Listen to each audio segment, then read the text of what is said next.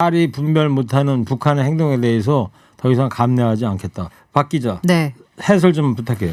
그동안은 사실 이렇게 직접적으로 강경한 단어를 사용한 경우는 기억해 보시면 거의 없었을 거예요. 이게 그 인문학에서는 보면 논문 쓸 때 내용 분석이라고 하는데 강경한 단어를 몇 회나 얼마나 자주 빈번하게 사용하느냐 이런 것들이 이제 그 메시지를 얼마나 강력하게 전달하고자 하는 의지가 담겨 있는지 보는 척도로 쓰입니다. 네. 오늘 청와대의 그 대응 수위는 최일구의 허리케인 라디오.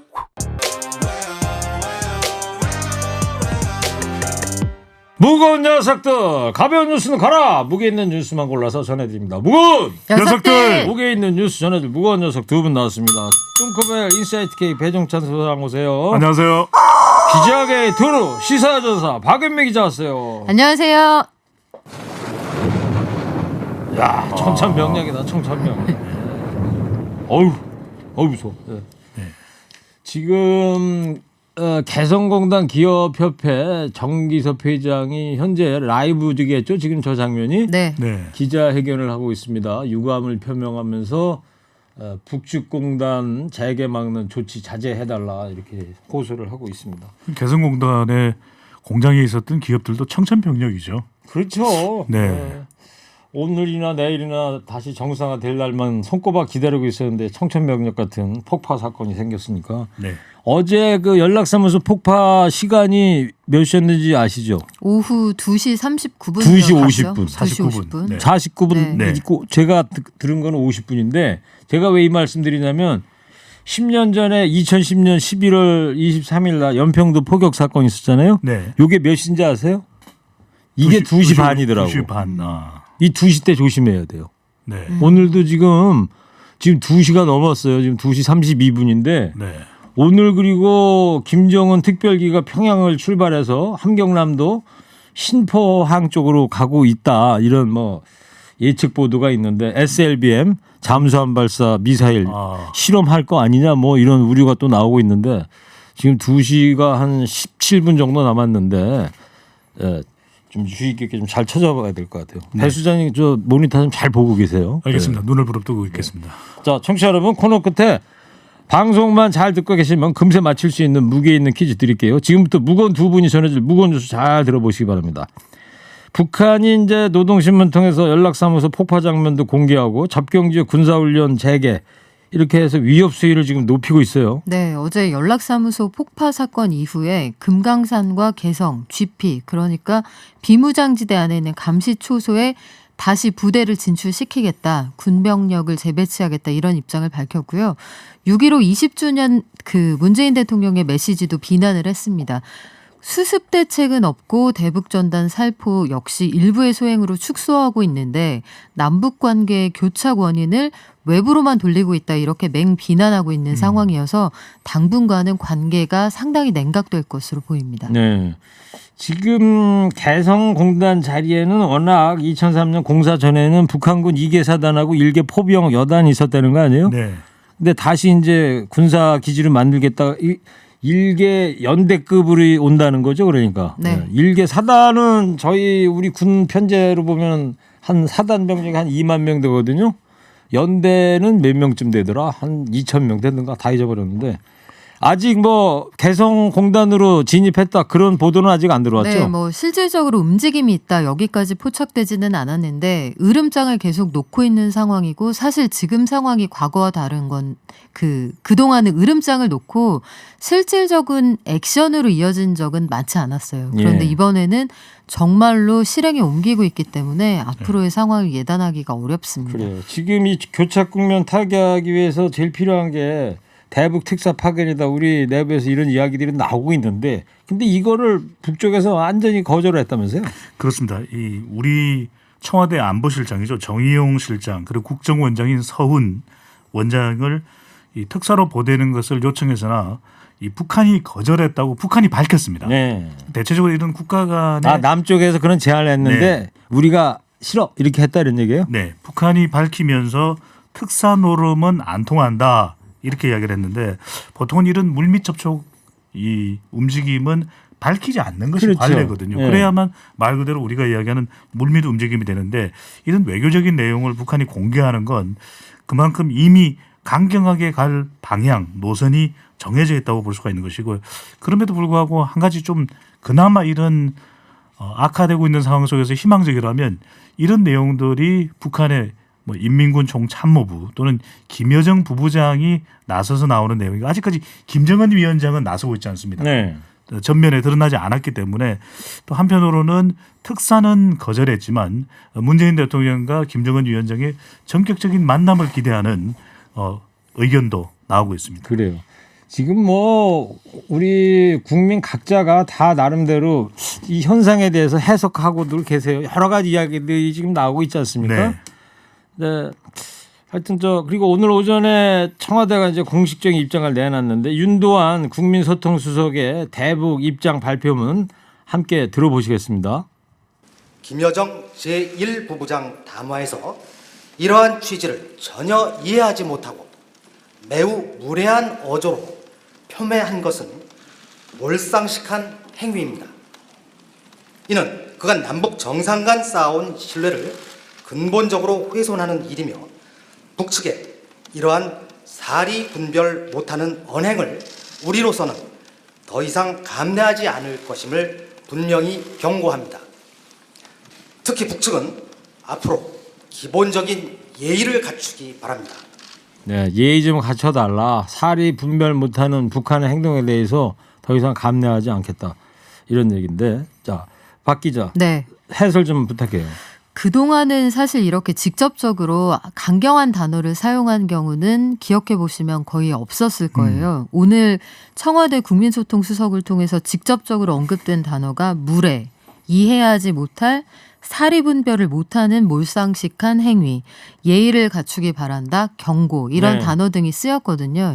이게 그 인문학에서는 보면 논문 쓸 때 내용 분석이라고 하는데 강경한 단어를 몇 회나 얼마나 자주 빈번하게 사용하느냐 이런 것들이 이제 그 메시지를 얼마나 강력하게 전달하고자 하는 의지가 담겨 있는지 보는 척도로 쓰입니다. 네. 오늘 청와대의 그 대응 수위는 상당히 높았다고 볼 수 있고요.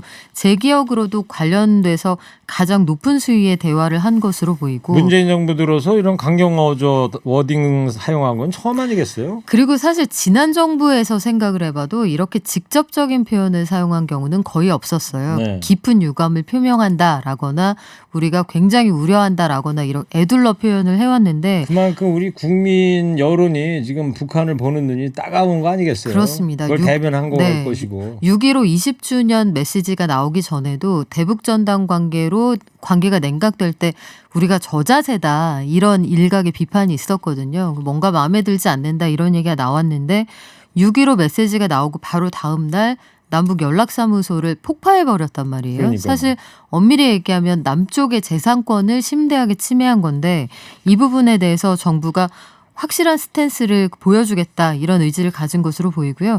어제도 NSC 그 국가안전보장회의를 통해 강력한 유감을 표명한다 이런 입장이 나왔고 오늘 여당 최고위원회에서도 강력히 규탄하고 앞으로 이 상황을 더 이상 악화시키지 말라는 엄중한 경고가 나왔습니다. 네.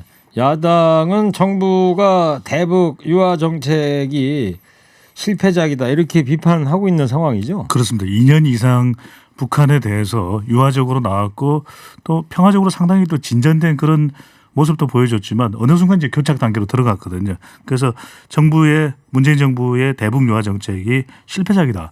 유승민 전 의원도 그런 발언을 내놓았고 미래통합당은 또 상임위에 지금 불참하고 있는 상황입니다.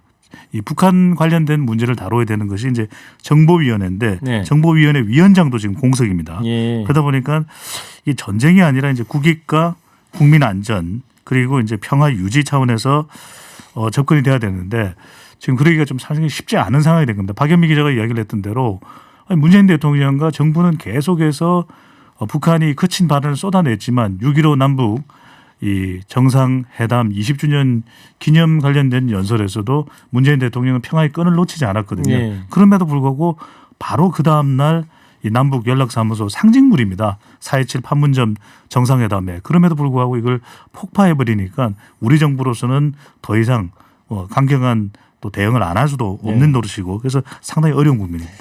참 많은 국민께서 이제 불안해 하실 텐데 이럴 때일수록 뭐 정치 상황이 지금 21대 국회 개원하자마자 이렇게 돼 있습니다만 안보에는 여야가 따로 있을 수 없고 그럼요. 코로나19에 대해서도 보건에 대해서도 따로 있어서는 안 될 것 같은데 이 점은 참 유감인 것 같고 어때요? 주변국 반응들은 어떻게 나오고 있어요? 일단 미국의 반응이 가장 관심거리였는데 국무부를 통해서 이 역효과를 내는 행동이다. 추가 행동을 더 이상 하지 말아라. 이런 경고가 나왔는데요.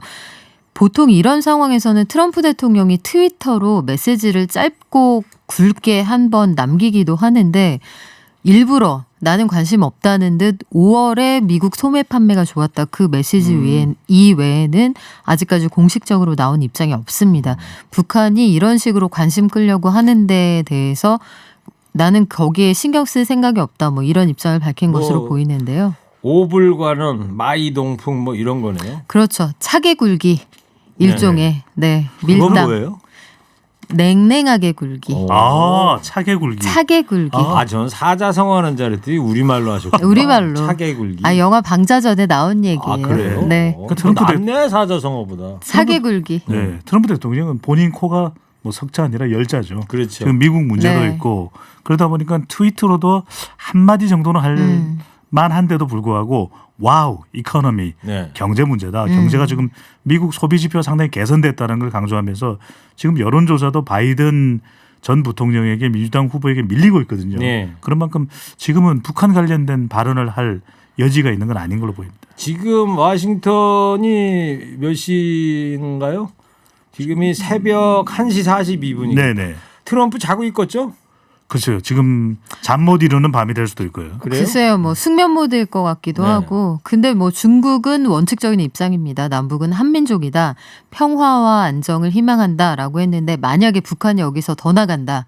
실제적으로 군사적 도발이 있다고 하면 중국이 감내할 수 있는 선을 넘어서니까 뭔가 개입이 있을 것으로 보이고 러시아도 뭐 원칙적인 입장입니다. 네. 중국 측 정부 대변인의 입장이었는데 네. 한민족이라는 걸 실제로 표현을 했어요. 한민족이지 않냐. 그냥 말 그대로 한민족이기 때문에 북한도 좀 자제를 해야 되겠습니다. 네.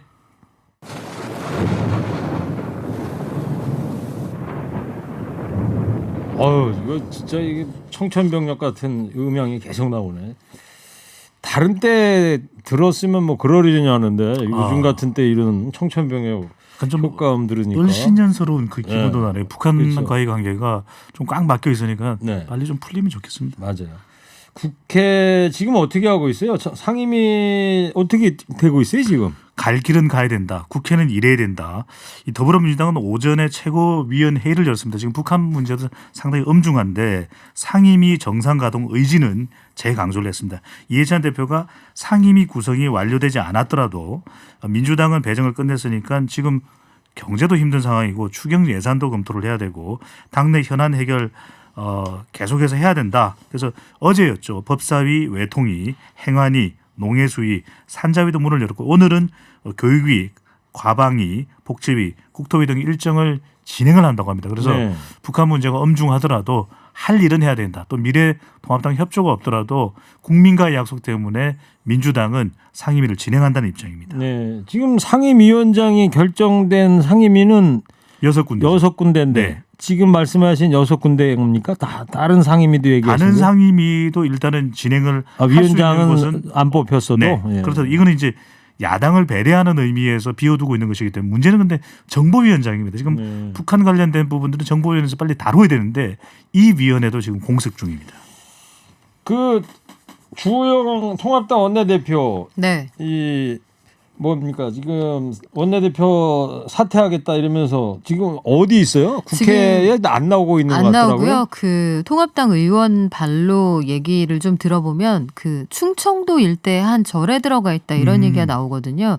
주호영 원내대표가 자우라는 법명도 있는 굉장히 그 신실한 불자시군요. 불교 불자입니다. 그래서 대표적인 불자 정치인이죠. 네, 오. 대표적인 불자이고요. 국회의원들 그 불자 모임에서 대표를 하기도 했고 그래서 유발승이라고 불리기도 하거든요. 유발승. 머리카락이 있는 스님이다라고 불릴 정도로 굉장히 그 신심이 깊은 불자로 알려져 있는데 오늘 뭐 여러 가지 현란한 워딩을 많이 구사하십니다. 아 저도 차개굴기. 유발승입니다. 아, 그래요? 네, 저희 집안도 다 그 절에 다니는데 어. 고등학교는 천주교 고등학교. 선을 넘진 마시고요. 이 충청도에 한 사찰에 머물고 있다 주말까지 안 올 것으로 보인다. 복귀를 설득 중이다라고 하는데 제가 충청도에 절이 많습니다만 한 2개로 좁혀봤어요. 예. 속리산의 법주사하고 법주사 있죠, 속리산. 네, 그리고 천년고찰인 만수산에 무량사가 있거든요. 거기는 어디예요? 이거는 부여에 있는 거고 오. 법주사는 보은에 있는 건데 예. 이게 법사위 때문에 나가신 거니까 법주사. 법주사에. 그런 의미를 부여하자면 법주사가 유력해 보이고 네. 네. 무량사는 한계가 없는 거거든요. 예. 언리미티드니까 어디까지 가나 보자라고 생각을 하셨다면 무량사일 수도 있는데 야, 오늘 연구 많이 해오셨네. 초콜릿 초콜릿. 하나 드려야 되겠다. 그러니까. 두 개는 근데 무시하죠. 난뭐 네. 박피셜이죠? 네, 공식적인 근거가 있는 건 아니고. 전혀 근거 없고요. 네. 박피셜입니다. 법주사 그 법자도 법법자 쓰지 않아요? 법법자죠. 그 법주사가 법사위 할때 법자. 경전이 머물렀던 절이다 해서 법주사입니다. 아, 역시 저 보은의 딸이십니다. 네, 해서 제가 저라고 좀 인연이 깊어요. 손학규 전에 대표가 네. 그 낙산사 가서 탈당 선언했을 때 제가 낙산사 쫓아가서 단독을 했었거든요. 아, 인터뷰를요? 기자 그 시절에요. 탈당한다. 고 제가 일보를 제가 썼죠. 오, 특종을 하셨고. 와. 2006년에. 예, 오래됐네요. 자랑입니다. 네. 자.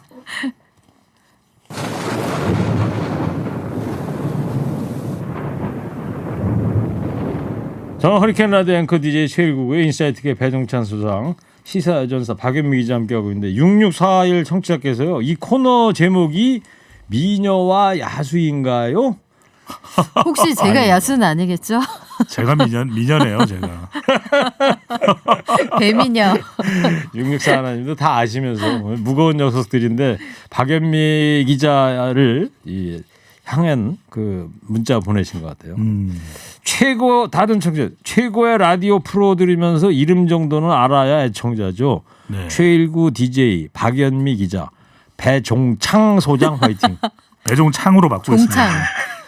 네, 창을 열겠습니다. 시사의 창을. 굉장히 약간 중국 느낌이 나네요. 성함에서. 하하하. 네.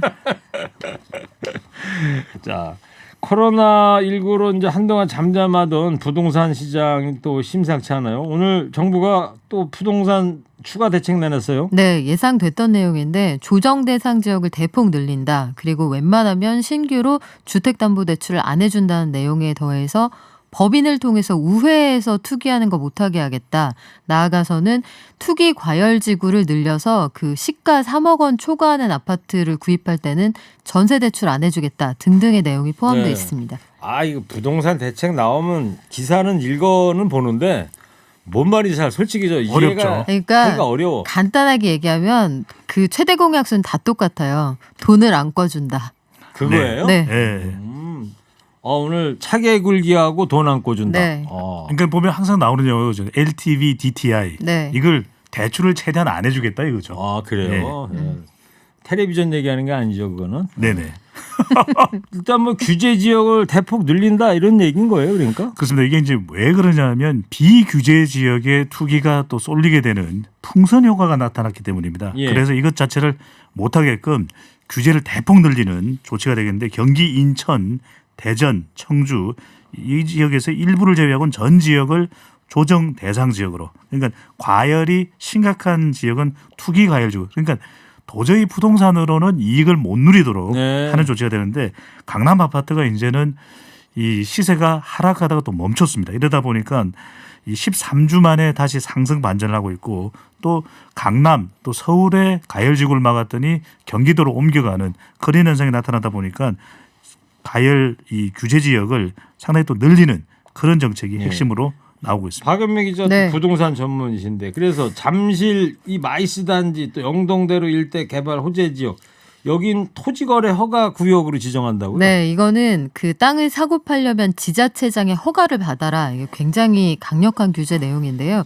주거지역은 18제곱미터, 상업지역은 20제곱미터 이상의 땅을 사고 팔 때 지자체장 허락을 받으라는 겁니다. 그리고 주거지역에서 만약에 샀다. 그럼 2년 실거주 조건이 들어있거든요. 허위 계약을 한다거나 실거주 요건을 안 지킨다거나 하면 징역형까지도 살 수가 있습니다. 계약은 당연히 무효가 되는 거고요. 땅 없는 사람은 뭐 신경 안 써도 되는 거죠. 뭐 땅 없고 현금 없고 네. 뭐 그런 분들은 뭐 저 같은 사람들은 네. 발 쭉 뻗고 자도 됩니다. 좋습니다. 네. 하나만 더요. 그 실거주 요건하고 대출 규제, 초과 이익 환수 규정도 이 대폭 강화해서 사실상 갭 투자나 투기가 어려졌다. 그러니까요. 이게 부동산으로 얻는 이익을 이제 원천 차단하는 것인데 그동안 마용성, 서울의 마포, 용산, 성동 같은 경우에는 참 유망 부동산 투자 지역입니다. 그런데 이게 문제가 뭐냐면 전세를 끼고서 이제 집을 사는 거죠. 투자 자금이 많지 않다 보니까 충분하지 않다 보니까 그러면 이게 이른바 약간 차액을 노리고 하는 갭 투자가 되는 겁니다. 갭 투자 갭 투자죠. 중요합니까? 중요합니다. 밑줄 치시고요. 예. 갭 투자 별 100개. 별 100개입니다. 갭 갭 투자. 투자도 못하게 한다는 겁니다. 예. 그래서 사는 것이 아닌 사는 곳이다. 우리 서울시의 구호이기도 하죠. 그래서 서울 뭐 강남도 그렇지만은 이런 갭 투자를 원천적으로 좀 차단하겠다. 이것이 또 이번 부동산 정책의 핵심이기도 합니다. 알겠습니다. 오늘 여기까지 하고요. 오늘 유튜브 조회하신 분이 500명이 넘어요. 와. 무거운 녀석들 할 때 박연미 기자만 오면 500이 넘어요. 그러니까요. 이제 뭐 화장하고 오면 난리 나죠. 이제. 이 정도인데 500은 좀 줘봐요. 500명인데. 자, 이제 청취자 여러분 방송만 잘 듣고 계셨으면 금세 맞힐 수 있는 무게 있는 퀴즈 드립니다. 정부가 주택담보대출 등 실수요 요건을 강화해서 이것을 차단하기로 했습니다. 시세 차익을 얻기 위해 전세를 끼고 집을 사는 이것이 뭘까요? 뚱커벨 힌트 주세요. 아, 오늘만큼은 힌트를 500명을 넘긴 네. 박연미 기자가 좀 뭘 주세요. 오늘만큼이요? 매일 토를. 그러면서 토스.